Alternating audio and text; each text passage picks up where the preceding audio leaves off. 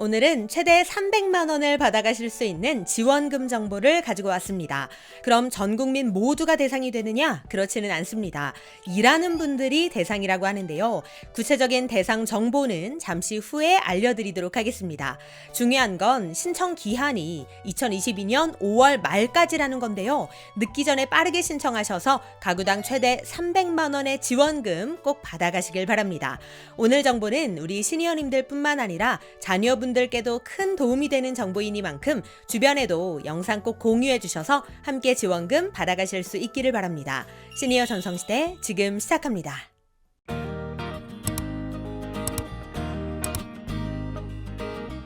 정부에서 주는 지원금은 다양한 것들이 있습니다. 그런데 이런 지원금은 신청하지 않으면 놓치는 것들이 대부분이기 때문에 빠르게 정보를 확인하고 신청하셔야 합니다. 이번 지원금도 반드시 신청을 해야 받을 수 있는 건데요. 단 신청 기한이 있습니다.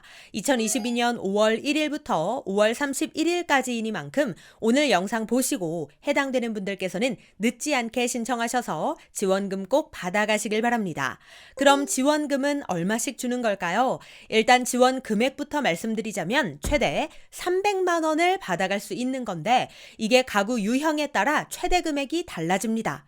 혼자 사는 단독 가구의 경우 최대 150만 원, 호벌이 가구의 경우 최대 260만 원, 맞벌이 가구의 경우 최대 300만 원을 받아가실 수 있습니다.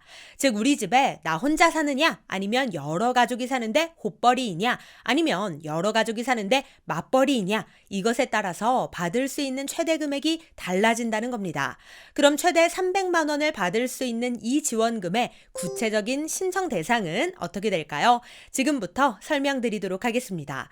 일단 일을 하는 분들이어야 합니다. 근로자, 사업자, 종교인 소득이 있는 분들이 대상이 되는데 단 전문직은 제외된다고 하니 이 점은 참고해 주시기 바랍니다.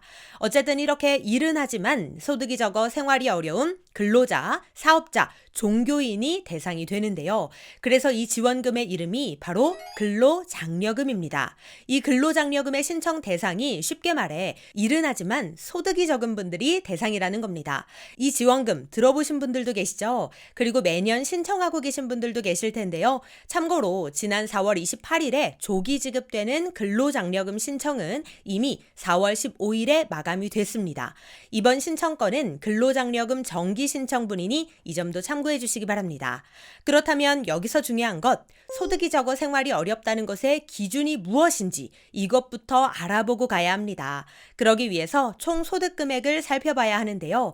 신청인과 배우자의 근로소득, 사업소득, 종교인 소득, 이자 배당 연금, 기타 소득 이런 것들을 모두 합한 금액을 바로 총소득 금액이라고 합니다.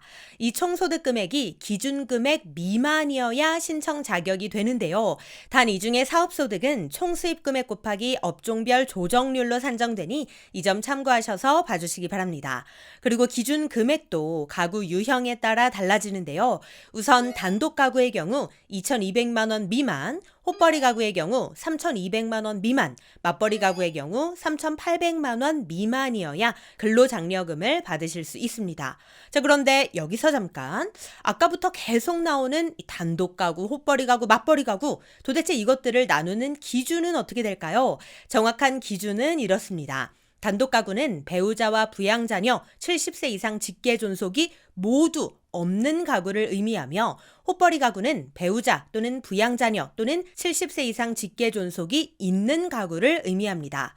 단 배우자가 있는 경우에는 신청인 또는 배우자의 총 급여액 등이 300만 원 미만이어야 하니 이 점도 함께 참고해 주시기 바랍니다. 마지막 맞벌이 가구는 신청인과 배우자 각각의 총 급여액 등이 300만 원 이상인 가구를 의미합니다. 이러한 기준들이 있으니 이걸 잘 보시고 우리 집이 어떤 가구 유형에 해당되는지 잘 구분해 보시기 바랍니다. 그리고 총소득 금액 외에 재산 요건도 충족해야 하는데요. 2021년 6월 1일 기준 가구원 전체 재산 합계액이 2억 원 미만이어야 합니다.